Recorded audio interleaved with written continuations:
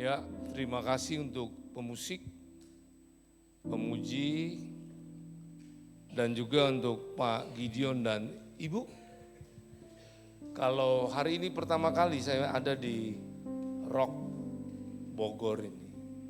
Saya datang dengan istri saya yang saya cintai, Hermini Utana.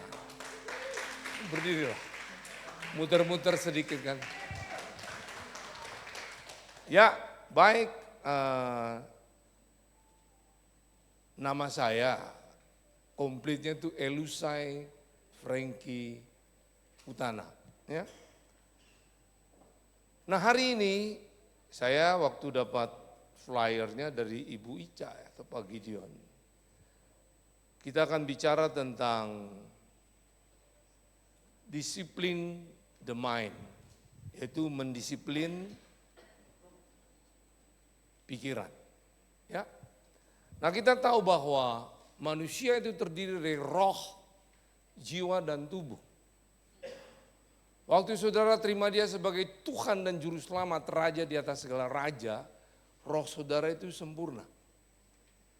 Iblis, sistem dunia tidak bisa mengganggu roh saudara. Tapi jiwa saudara sedang diproses untuk menuju sempurna. Tubuh akan.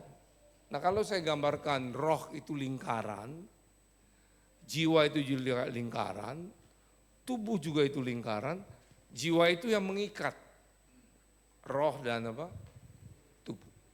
Nah dalam roh itu ada hati nurani, dalam roh itu ada persekutuan, dalam roh itu ada intuisi, dalam jiwa pikiran, perasaan dan kemaruan, dalam tubuh itu seks, rasa lapar dan haus, dan keterbatasan. Jadi jiwa itu yang menentukan. Roh Allah akan bergerak melalui hidup saudara kalau jiwa saudara terkuasai oleh firman Tuhan. Paham ya? Tubuh itu tinggal ngikut. Tubuh itu gitu. Nah, sekarang kalau kita tahu roh kita itu sudah dijamah Tuhan sempurna, iblis tidak bisa nyentuh situ. Juga sistem dunia tidak bisa. Berarti bagaimana roh Tuhan itu bisa bekerja?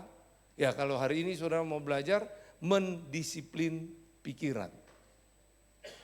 Haleluya. Dan ingat roh itu tidak bisa dipegang dan dilihat. Jiwa bisa merasakan, tubuh bisa dilihat, bisa dipegang dan juga dirasa. Nah makanya kalau saudara bercermin, cermin itu yang memantulkan siapa diri saudara. Kalau ada jerawat di wajah ya tetap berjerawat. Tidak ada orang yang ngambek sama cermin, betul dah? Atau lempar-lempar cermin kecuali yang sakit jiwa. Jadi saudara cuma percaya bahwa cermin itu memantulkan siapa diri saudara. Nah untuk kita mengerti kita ini siapa sebenarnya kalau dibilang roh kita sempurna. Makanya cermin kita itu adalah firman. Apa yang firman katakan itulah hidup saudara. Bukan cermin itu berbicara, memantulkan. Firman juga menjelaskan siapa saudara. Kalau dibilang segala perkara dapat saudara tanggung di dalam dia memberi kekuatan, berarti segala macam perkara saudara dapat mengatasi. Karena kekuatan itu ada dalam saudara. Tapi kenapa kita masih jadi orang Kristen yang kalah? Sedangkan Tuhan bilang kita lebih daripada pemenang. Orang lebih daripada pemenang tidak perlu berdoa lagi untuk pemenang. Karena sudah lebih daripada pemenang. Kenapa itu kita tidak menikmati? Karena kita tidak mendisiplin pikiran kita. Haleluya. Amin. Nah saya tanya, siapa percaya Yesus ada dalam saudara? Dan saudara ada dalam dia? Betul? Betul? Nah kalau saudara saya kasih contoh di kotak tisu, ini gambaran Yesus. Ini saudara, Tuhan masuklah dalam hidupku. Aku jadikan kau Tuhan Juru Selamat dan Raja di atas segala. Dia yang datang. Saudara masuk, saudara diselimuti oleh Yesus. Atas bawah, muka belakang, kiri kanan ada siapa? Nah kenapa ada orang menyakiti saudara, saudara tersinggung? Siapa yang lebih dulu disakiti? Kenapa sampai saudara mengalami? Karena saudara keluar dari dia. Coba-coba mengintip saudara yang kena. Nah makanya itu yang kita perlu belajar hari ini. Mendisiplinkan pikiran. Nah, mendisiplinkan pikiran, saya berikan hari ini dengan saudara sebagai pelatihan, itu dengan strategi 5K. Katakan 5K. Nah, untuk itu kita lihat 2 Korintus 10 ayat 4 dan 5. Saya minta multimedia bantu saya sudah serahkan PPT. Kita lihat 2 Korintus 10 ayat 4 dan 5. Ini dasar kebenaran kita untuk tema ini. Karena senjata kami dalam perjuangan, hidup ini adalah perjuangan, bahkan peperangan. Bukanlah senjata duniawi. Senjata duniawi itu adalah saudara pakai kedagingan saudara, pikiran saudara, atau sistem dunia atau kuasa gelap. Tapi melainkan senjata yang diperlengkapi dengan apa? The power of God. Nah, kalau kita diperlengkapi dengan kuasa Allah, kita juga diberi izin, hak untuk menggunakan kuasa Allah. Salah satu nama Yesus, darah Yesus. Haleluya. Itu saudara diberi hak menggunakan. Nah, yang sanggup untuk meruntuhkan benteng-benteng. Benteng pertahanan iblis, benteng pertahanan kedagingan kita, benteng pertahanan sistem dunia, kita dapat menghancurkan. Nah, kenapa itu tidak hancur? Senjata itu sudah diberikan pada kita. Makanya ayat 5 bilang, kami juga mematahkan setiap siasat orang dan merubuhkan setiap kubu yang dibangun oleh keangkuhan manusia. Bicara kedagingan, untuk menentang pengenalan akan Allah, kami menawan segala apa? Pikiran dan melakukan kepada siapa? Berarti pikiran ini harus taklukkan kepada Kristus. Pada mulanya adalah firman, firman itu adalah Allah. Menjadi manusia, itu adalah Yesus. Jadi saudara mau taklukkan kepada Yesus, itu taklukkan sepenuhnya kepada firman. Makanya kita bicara kingdom, itu pemerintahan Tuhan atas hidup saudara. Haleluya, bukan sistem dunia dan kerajaan iblis. Nah, kenapa kita tidak mengalami? Karena kita tidak membiarkan dia yang memimpin hidup kita. Pikiran kita masih serahkan dengan sistem dunia atau daging. Harusnya kepada raja, di atas segala raja, Tuhan yang hidup, dia juru selamat. Jadi pikiran ditaklukkan pada Kristus itu kepada firman. Makanya sangat aneh dan tidak ajaib. Saudara tidak pernah baca Alkitab. Bagaimana saudara akan tahu arah hidup saudara? Tidak baca apalagi merenungkan. Tidak merenungkan apalagi memperkatakan. Apalagi menghidupi. Makanya kekristenan saudara selalu kalah. Sekalipun hadiahnya lebih daripada apa? Pemenang. Haleluya. Haleluya. Nah, untuk itu mari kita berdoa. Sebelum saya masuk lebih lanjut. Anugerah Allah, keberkatan darimu, kehebatan darimu, kuasai kami. Sehingga kebenaran firman ini disampaikan. Di balik itu, hanya kehidupan Tuhan yang keluar.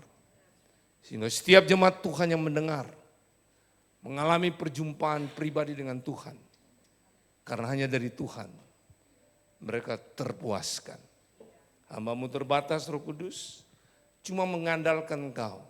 Dan terima kasih untuk kepercayaan-Mu, masih terus bisa belajar menyampaikan isi hati-Mu. Aku cinta padamu Bapa, Yesus dan Roh Kudus.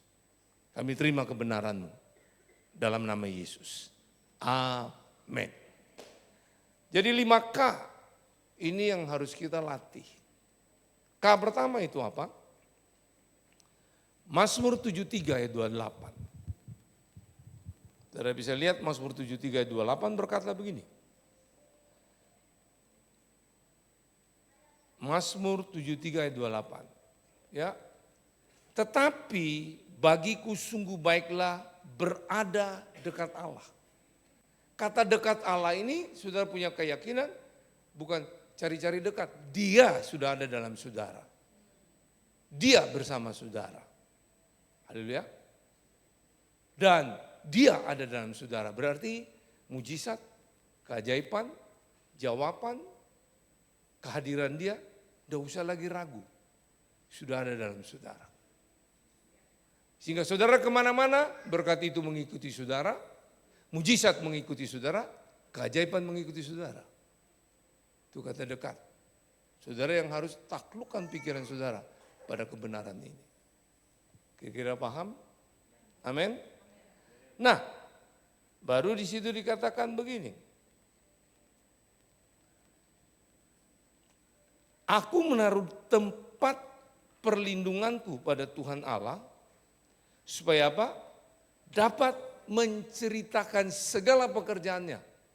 Saudara tidak bisa menceritakan siapa Yesus yang hebat dan ajaib sebelum saudara yakin dia ada dalam saudara, saudara dalam dia. Setuju itu? Dia tidak jauh. Makanya perlindungan ada dalam saudara. Tidak usah lagi cari-cari perlindungan, sudah ada dalam saudara. Nah makanya itu yang perlu kita taklukkan pikiran itu kepada Kristus firman. Makanya K pertama itu bicara keakraban. Katakan keakraban. Jadi keakraban itu akan terjadi kalau saudara pikiran saudara latih untuk tunduk sepenuhnya pada firman. Haleluya. Jadi pikiran saudara pikiran firman, itu pikiran Kristus.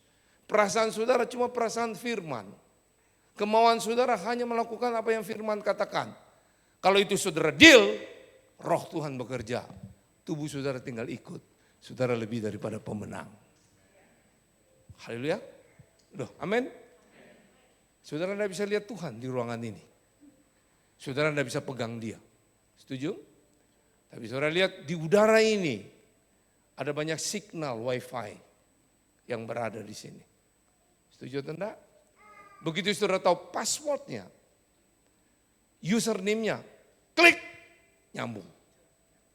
Sama hari ini. Saudara akan mengalami menikmati Tuhan. Klik hatimu. Karena tunduk pada firman. Mujizat keajaiban menyertai saudara. Itu yang saudara perlu. Itu kingdom lifestyle. Ya, bukan church lifestyle. Itu kingdom lifestyle. Nah makanya kita harus berlatih terus. Untuk tetap akrab dengan dia. Duduk, dia ada. Jadi kalau tidur di ranjang dengan istri orang lain, berarti saudara sedang keluar dari dia. Saudara berbicara berjanjian dengan wanita lain, saudara sudah punya suami, saudara tidak di dalam dia. Makanya mata saudara buta, telinga saudara tuli, tidak melihat dia dan tidak mengalami dia.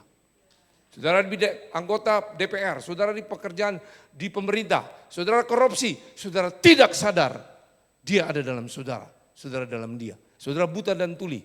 Orang memuji saudara jempol, tapi hidupmu keluar daripada kebenaran. Hari ini dengar, saudara boleh berada di ruangan ini, tapi kalau saudara tidak yakin dia dalam saudara, saudara dalam dia, saudara cuma beragama, bukan sebagai murid Yesus. Ya, nah makanya worship leader, pengkhotbah termasuk saya pemain musik, saudara bermain musik, saudara bernyanyi boleh hebat, tapi banyak juga pemimpin pujian mati konyol karena putus cinta. Tidak ada di sini. Itu tercipta di mana-mana. Nah mari untuk itu kita perlu latih keakraban ini. Jadi Rock Bogor akan terjadi peningkatan kalau mau berlatih ini. Seluruh jemaat termasuk Bapak Gembalanya Pak Gideon dan Ibu. Saya pun sampai hari ini masih berlatih. Halo? Amin. Lalu dia tidak jauh, dia dekat. Berkat ini sudah ada dalam saudara. Mujizat sudah ada. Cuma kita tidak klik itu. Makanya kita masih terus begini. Kok aku tidak rasa hadirat Tuhan? Hadirat tidak bisa dirasa. Kecuali capcay, ayam panggang dan capcay. Kita bisa menikmati. Jadi bicara hadirat bukan soal pujian angkat atau tidak angkat. Tanpa pujian. Tuhan tetap bisa hadir. Seperti tadi wifi, tidak perlu lihat-lihat temu-temu. Saudara tahu username-nya, saudara tahu password-nya, connect. Username password kita, firman Tuhan. Bagaimana yang mengerti lambaikan tangan? Saudara kelihatannya marah saya enggak ya? Jadi keakraban. Itu keakraban, jadi saudara harus latih. Punya anak, punya menantu, punya apa? Perlu dilatih terus. Makanya anak-anak jangan diwarisi hanya uang, pengetahuan. Pengetahuan penting, pemahaman penting. Tapi yang terpenting adalah wisdom, hikmat. Hikmat itu adalah firman, itulah Yesus ada dalam saudara. Haleluya. Nah, itu bicara keakraban. Kira-kira cara berlatih sudah tahu ya? Ya, berlatih sudah tahu? Kalau saudara berlatih ini, saudara masih mau berbuat dosa, tapi tidak bisa lagi. Nah, makanya kita lihat sekarang, apa kehendak Tuhan saudara di gereja ini? Yohanes 6 ayat 28-29. Apakah gereja ini harus menyanyi dalam suatu kegerakan seperti ini, atau interior harus kita hati itu, atau pelayanannya harus model bagaimana? Kita lihat ini jawabannya, Yohanes 6, 28-29. Lalu kata mereka kepadanya, ini murid Yesus, apakah yang harus kami perbuat supaya kami mengerjakan pekerjaan yang dikehendaki Allah? Untuk Rock Bogor, apa yang dikehendaki Allah? Mari baca bersama-sama ayat 29, jawab Yesus. Inilah pekerjaan yang dikehendaki Allah, yaitu hendaklah kamu percaya Dia yang telah diutus Allah. Siapa yang diutus Allah? Ada di mana? Dalam saudara, saudara dalam Dia. Dia juga di sebelah kanan Allah Bapa, berarti Dia maha besar. Only believe. Jadi kalau saudara melakukan apa saja sebagai pelayan Tuhan tanpa esensi ini, keliru kita. Jadi Tuhan tidak minta saudara untuk tahu secara detail kehendak Dia. Saudara tidak perlu cari-cari dengan ilmu pengetahuan saudara. Apa kata firman? Saudara harus percaya. Tidak usah sampai mengerti. Kalau saudara tidak mau latih itu, makanya tidak mungkin keakraban itu terjadi. Pikiran kita tidak kita latih untuk itu. Kita lihat K yang kedua. Amsal 5 ayat 21. Amsal 5 ayat 21. Karena segala jalan orang terbuka di mata Tuhan. Tidak ada yang tertutup. Semua terbuka. Dan segala langkah orang diawasinya. Nah saudara mau buat apa? Mau bikin apa? Dia maha tahu. Saudara nipu istri bisa. Atau istri tipu suami. Papa tipu mama dan itu bisa. Tapi dia maha tahu. Ayat ini. Berarti makanya kita harus latih, yang kedua ini bicara keterbukaan. K yang kedua apa? Janganlah sembunyi-sembunyi itu. Karena dia maha tahu, keterbukaan. Haleluya. Nah saya teringat waktu COVID Delta. Saya kena COVID Delta. Saya tidak sampai terkapar tapi terpapar. Terkapar itu enggak berdaya ya. Saya diberikan obat ivermectin, antigen dan mempan semua. Avigan, saya cari aneh penyebab ini kok bisa saya kena. Banyak teman-teman enggak percaya, saya rajin olahraga, saya latih pola makan, semua saya buat. Tapi waktu saya temui ternyata penyebab saya sedang bermasalah dengan istri saya. Kami punya pelayanan menerima orang-orang bermasalah di rumah. Untuk dididik, dipulihkan untuk menjadi berkat bagi bangsa-bangsa. Karena pandangan dia dengan pandangan saya, waktu itu ada miss dalam satu kasus. Jadi saya merasa sedikit kecewa. Terus malam tidur tak nyenyak. Mimpi pun tak nyenyak. Akhirnya besoknya imun itu turun. Jadi kena itu virus. Bukan karena virus itu sebuah penyebab adalah saya tidak beres hati saya dengan istri saya. Nah waktu saya minta ampun sama dia, terbuka dengan dia. Saya percaya waktu itu saya sudah sembuh. Makanya obat-obat itu tidak menolong. Avigan mau ivermectin. Tapi waktu itu balance saya masih belum stabil. Dibilang sebaiknya masuk ke rumah sakit. Semua teman-teman pelayanan bilang masuk. Dan beli obat Remdesivir antivirus waktu itu. Ratusan juta dijual. Dan mereka bilang kami akan beli. Untuk membantu Pak Franky. Tapi tidak ada yang jual. Akhirnya saya masuk rumah sakit. Periksa. Paru-paru saya udah putih. Jantung sudah kena, dimer saya 800. Waktu hari pertama, hari kedua, hari keempat, itu tanda-tanda saya akan game. Dokter bilang sangat berbahaya. Tapi waktu itu saya percaya saya sudah sembuh. Nah, akhirnya saya ketemu Tuhan lagi. Kamu tidak akan ketemu lagi sekarang melalui online maupun melalui onsite. Bukan itu sistem yang bisa kita ketemu. Dalam gedung gereja, tempat mana enggak lagi. Tapi satu, hanya firman itu. Kamu tundukkan, kamu akan ketemu. Nah waktu saya percaya itu, hari kelima saya periksa di PCR, semua hilang. Sembuh total, Tuhan dipermuliakan. Jadi itu saya percaya sampai hari ini, firman itu ya dan amin. Terbuka. Nah, kita kadang-kala tidak mau terbuka, kita selalu mencari kesalahan orang lain. Kita tidak pernah lihat diri kita. Tuhan tidak pernah salah. Tidak pernah salah sama sekali. Semua itu pasti penyebab karena kita. Dan Tuhan tidak pernah mendidik saudara melalui penyakit. Saya tidak setuju itu. Tuhan tidak pernah mendidik saudara melalui kecelakaan. Pasti penyebab ada yang kita buat keliru. Nah kalau kita mau memperbaiki itu terbuka. Dia tidak pernah memimpin saudara untuk hidup ke depan dengan masa lalu saudara. Dia tidak peduli dengan masa lalu saudara. Tapi yang dia peduli hari ini maukah saudara bersama dia membuat hidup saudara berubah.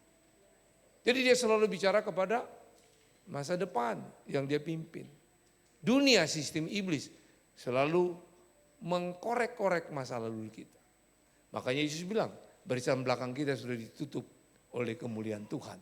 Barisan depan kita adalah kebenaran. Amin. Seorang bayi dalam kandungan mamanya tidak pernah dia bertumbuh karena dari masa lalunya. Selalu seorang bayi bertumbuh untuk ke depan. Itulah anugerah yang Tuhan buat untuk saudara. Makanya anugerah itu kita harus nikmati. Haleluya. Salah satunya saudara mau melatih pikiran saudara. Tunduk kepada firman untuk terbuka dengan Tuhan. Terbuka dengan Tuhan, terbuka dengan sesama. Di situ kita lihat, kita akan menikmati kehadiran Tuhan. Nah itu pikiran yang harus kita latih. Sama di dalam kepemimpinan saudara, pelayanan saudara di komunitas sel kerajaan. Saudara sebagai gembala kakak. Kalau memang ada jemaat yang koreksi, saudara keliru, terbukalah dan robah. Baru saudara lihat di komunitas sel saudara berkembang, bertumbuh dan berbuah. Bertumbuh aja enggak cukup. Orang bertumbuh itu hanya masih mementingkan diri sendiri. Gambarannya seperti pohon. Pohon mangga itu akan bertumbuh kalau dikasih pupuk, dikasih segala yang dibutuhkan. Betul enggak? Tapi kalau dia bertumbuh subur, banyak daunnya, enggak ada anak kecil yang datang ganggu daunnya. Betul enggak? Tapi coba kalau dia berbuah, yang datang mengganggu banyak. Dan buahnya diambil. Dan pohon mangga tidak pernah makan buahnya sendiri. Jadi namanya kita enggak bisa sampai bertumbuh, tapi harus berbuah. Berbuah lebat dan tetap. Jadi kalau ada orang ganggu saudara, saudara dalam kebenaran, bersyukurlah. Itu tanda saudara berbuah. Kalau mereka ambil paksa, bersyukurlah. Berarti saudara sudah jadi berkat. Dan buah itu tidak pernah dimakan oleh pohonnya. Saudara tidak bisa cuma menikmati berkat itu untuk diri saudara. Tapi saudara harus jadi berkat bagi banyak orang. Motivator adalah banyak orang yang berbicara cuma tentang pengetahuan yang dia tahu. Tapi banyak motivator tidak menghidupi apa yang diajarkan. Inspirator, mereka mengajarkan tapi mereka juga menghidupi. Tapi kita bukan motivator, bukan inspirator. Kita transformator. Menghidupi dan membuat perubahan. Influence di dunia mana kita berada. Untuk nama Tuhan dipermuliakan. Itu gereja yang harus ada di Rock Bogor. Bukannya bertumbuh jumlah banyak. Tapi transformator. Gitu kan? Haleluya. Saudara masih ingat? Jadi spiritual, authority, leadership, transformer. Itu transformator. Amin. Nah, makanya mari perlu latih tundukkan pikiran saudara kepada firman untuk berani untuk mau terbuka. Baru pikiran kita makin terus dipenuhi dengan pikiran Kristus. Ya, kita harus terbuka itu. Makanya saya belajar untuk mengerti orang-orang bukan yang selevel saya atau yang di atas saya. Saudara hormati, tunduk kepada Pak Arifin sebagai senior pastor. Itu biasa. Itu hubungan tanggung jawab kerja. Saudara sesama gembala kakak, saling menghormati, saling tunduk. Itu etika pelayanan. Tapi kalau saudara bisa menghargai orang-orang yang di bawah saudara mengkoreksi saudara, asisten keluarga, cleaning service, orang-orang yang di bawah, itu karakter Kristus. Haleluya. Amin. Makanya dia adalah Tuhan, Raja di atas segala raja. Bukan naiknya Ferrari, bukan naiknya Mercy, tapi naiknya keledai. Dan bukan permadani yang digelarkan, tapi baju-baju bekas yang bau keringat. Lalu, karena apa? Dia tunjukkan pada saudara bahwa itu sang raja kita. Berhati hamba dan berhati bapa. Tapi dia bermental raja, tidak mengemis. Untuk dihargai. Nah ini yang kita mesti lihat bahwa seperti itu kita. Haleluya, perlu terbuka. Jadi kita belajar untuk itu. Jadi kalau ada koreksi kita orang di bawah, bersyukurlah. Saudara sedang dilatih untuk berbuah, bukan hanya bertumbuh. Tapi kalau kita jaim, kita tutup-tutup. Siapa gua? Siapa lu? Nah, makanya berdoa sampai maaf gigi palsu pun keluar. Saudara Anda lihat revival. Kegerakan itu bukan banyaknya berdoa, panjangnya kata-kata. Revival terjadi karena kehidupan kita. Orang lihat Tuhan hidup dalam kita. Oke? Sudah paham ini tentang keterbukaan? Ya? Haleluya? Sekarang kita lihat yang berikut lagi. K yang ketiga. Masih mau dengar ya? Roma 12 ayat 16. Roma 12 ayat 16. Hendaklah kamu sehati sepikir dalam hidupmu bersama. Janganlah kamu memikirkan perkara-perkara yang tinggi. Artinya janganlah membandingkan talenta, karunia, apa yang sudah ada dalam saudara dengan orang lain. Tapi dibilang ini, tapi arahkanlah dirimu kepada perkara-perkara yang sederhana. Artinya yang dipercayakan pada saudara. Paham ini? Paham ini? Janganlah menganggap dirimu apa? Pandai. Berarti di awal dibilang hendaklah kamu sehati, sepikir. Berarti K yang ketiga di sini, kerjasama. Katakan kerjasama. Makanya ada quote yang berkata, coming together is a beginning. Keeping together is progress. Walking together is successful. Datang bersama-sama adalah permulaan. Memelihara kebersamaan itu adalah proses untuk mengalami proses. Proses untuk mengalami progres. Kerja bersama, berhasil. Makanya gereja ini kalau mau lari cepat, Pak Gideon lari aja sendiri. Tapi kalau mau lari untuk mencapai tujuan Tuhan untuk gereja ini, perlu lari bersama. Halo? Jadi tidak ada single fighter. Perlu kerjasama. Selain kerjasama dengan Tuhan, perlu kerjasama dengan sesama. Hari ini saudara dengar apa yang saya sampaikan. Ini kerjasama saya dengan orang-orang yang saya bina. Ada yang sakit hati, ada yang sekarang ini, ada yang karena terikat game sampai kupingnya koreng, seorang sarjana, ada juga yang di rumah ini orang-orang dari yang orang tuanya aktif dalam gereja, tapi anak-anaknya semua jadi liar, banyak yang tertolak. Tapi dari mereka kami bina, lahirlah pelajaran-pelajaran ini. Ini yang saya sampaikan pada saudara. Nah makanya Yesaya berkatakan bahwa biarlah pengajaran itu lahir dari Sion. Itu dari gereja. Nah makanya saudara perlu itu dalam gereja ini, kerjasama. Dan di rumah kami sekarang tinggal cuma sedikit, 15 orang. Dari berbagai suku, saya menikmati itu. Dan itu bagi saya adalah gereja. Mereka ada yang gembala kakak, mereka juga pengkhotbah, mereka pemusik. Kami utus ke satelit-satelit yang ada di Denpasar, Bali. Nah nanti kalau mereka sudah S1 selesai, kami utus ke luar bahkan bangsa-bangsa di mana Tuhan tempatkan mereka. Kecil gerejanya, jumlahnya cuma 15. Banyak saudara di sini.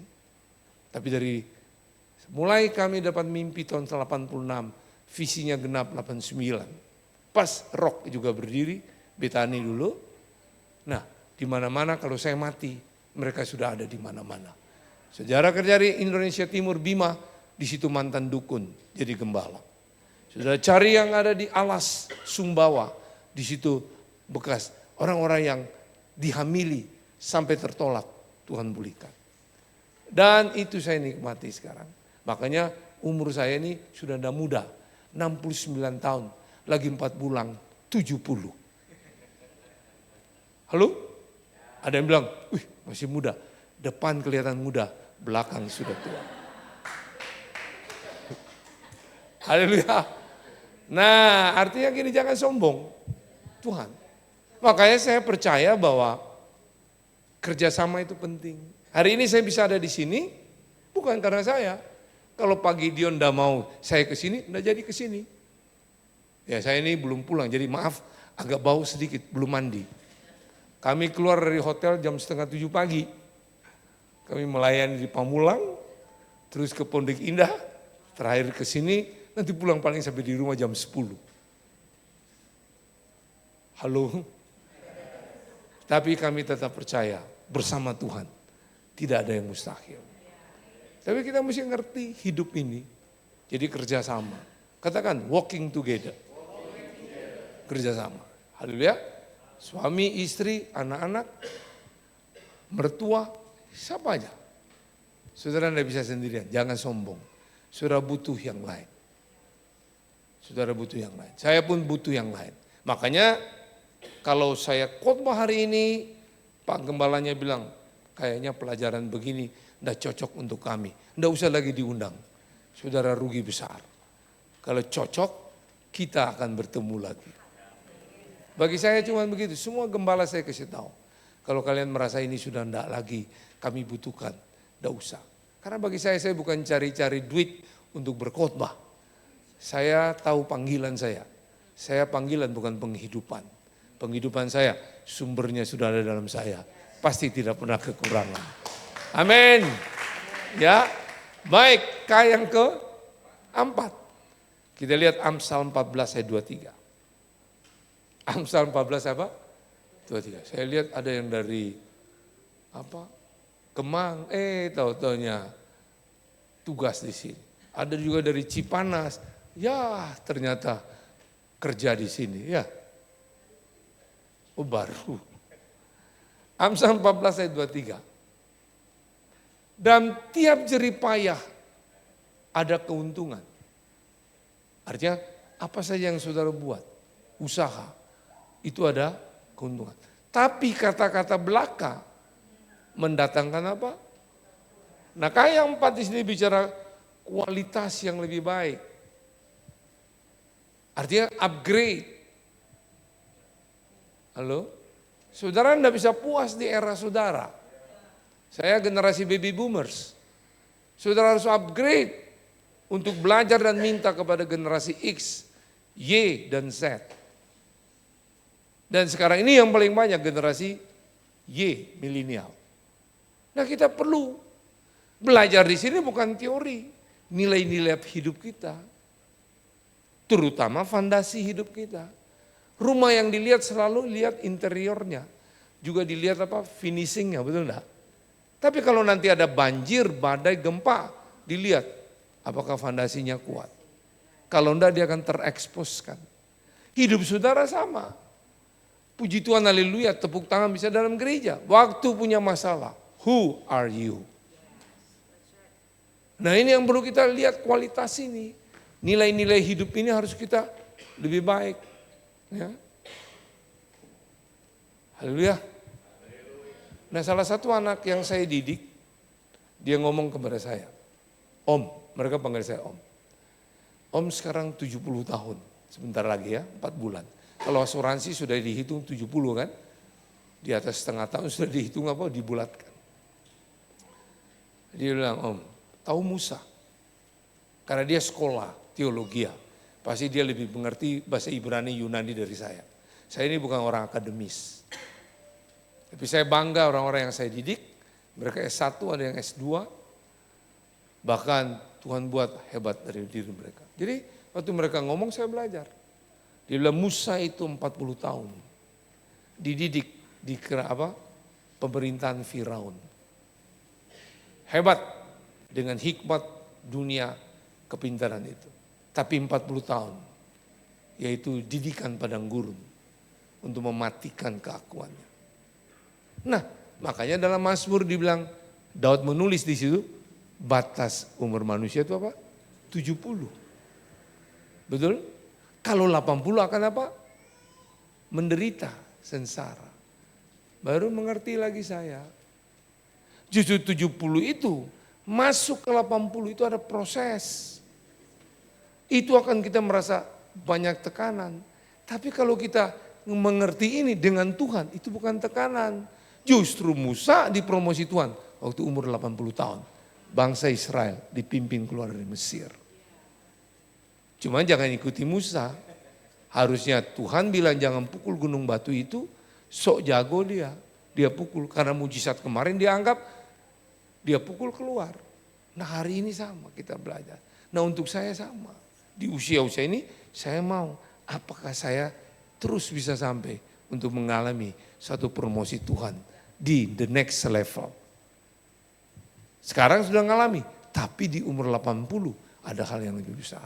Tapi banyak orang enggak mengerti ini. Itu begini, udah tua, pensiun aja, sakit pinggang, sakit lutut, nah, macam-macam.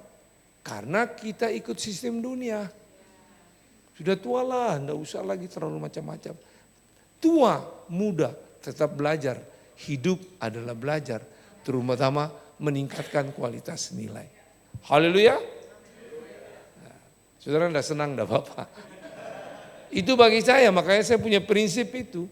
Kualitas yang lebih baik, bicara peningkatan. Ya, dan kita bisa belajar dari generasi milenial. Makanya di rumah saya sekarang generasi milenial dan Z. Oh kalau ketawa habis-habisan mereka. Kalau dia pukul-pukul meja, mengerikan seperti main tinju aja. Tapi kita sebagai orang tua, nilai-nilai hidup kita bagikan mereka. Supaya apa yang mereka aktif, apa yang mereka pintar, mereka bisa mengerti nilai itu. Sehingga generasi kita, generasi yang lebih baik dari generasi sebelumnya. Kalau enggak bisa saudara pakai kata jangan, tidak, enggak boleh, enggak boleh. Enggak suka mereka. Silakan tapi yang bernilai. Nah makanya selalu saya pakai dalam kualitas yang lebih baik. Ayatnya coba kita lihat lagi satu ayatnya. 2 Korintus 13 ayat yang saya harap tidak salah ayat ini. 2 Korintus 13 ayat yang ke-5.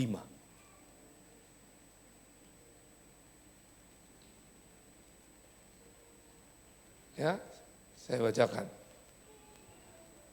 Ujilah dirimu sendiri, ya. Apakah kamu tetap tegak dalam iman? Tetap percaya dia hebat, dia ajaib. Untuk tetap tegak dalam iman disuruh lagi, selidikilah dirimu. Apakah kamu tidak yakin akan dirimu bahwa Kristus Yesus ada dalam diri kamu? Sebab jika tidak demikian, apa dibilang? Saudara tidak tahan uji karena saudara tidak percaya bahwa dia tuh ada dalam saudara. Halo? Saudara memuji Tuhan, saudara main keyboard.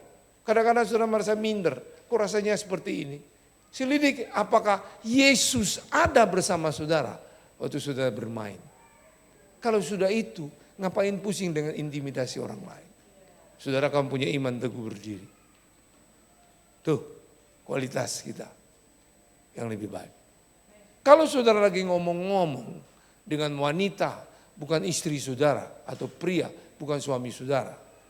Diajak berkencan, saudara uji. Apakah Yesus ada dalam aku dalam dia. Apakah Yesus buat seperti itu? Selesai, imanmu tetap teguh. Nah itu saya ngalami.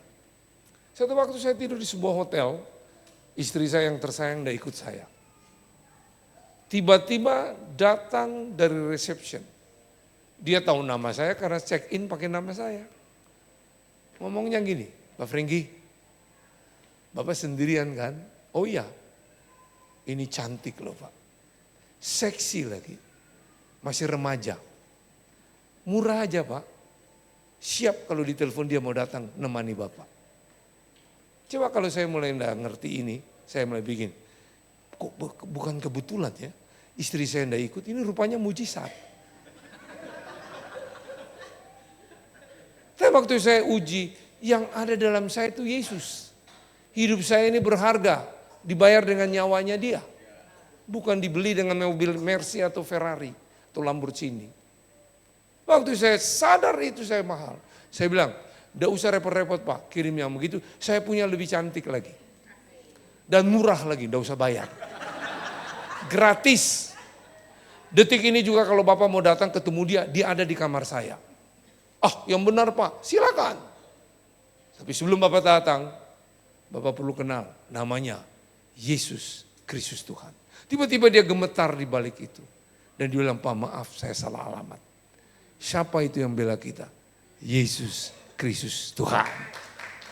Itulah senjata Allah yang tidak bisa dikalahkan. Kita yang meruntuhkan benteng itu. Kadang-kadang orang telepon saya, kirim waktu zaman BlackBerry, foto-foto bugil dirinya dia.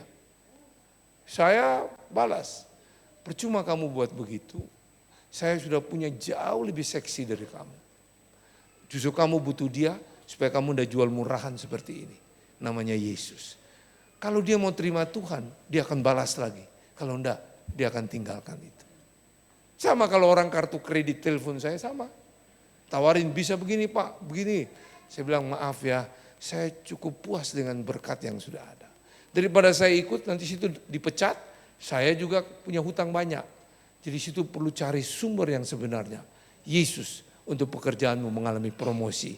Nama Yesus itu nama yang hebat di atas segala-galanya.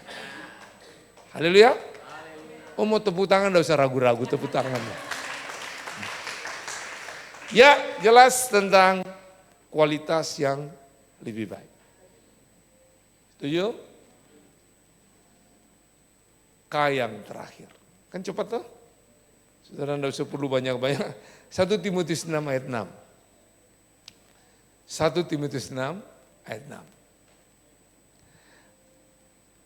1 Timotius 6 ayat 6. Multimedia bantu saya? Ya, thank you. Memang ibadah itu kalau disertai rasa cukup memberi apa?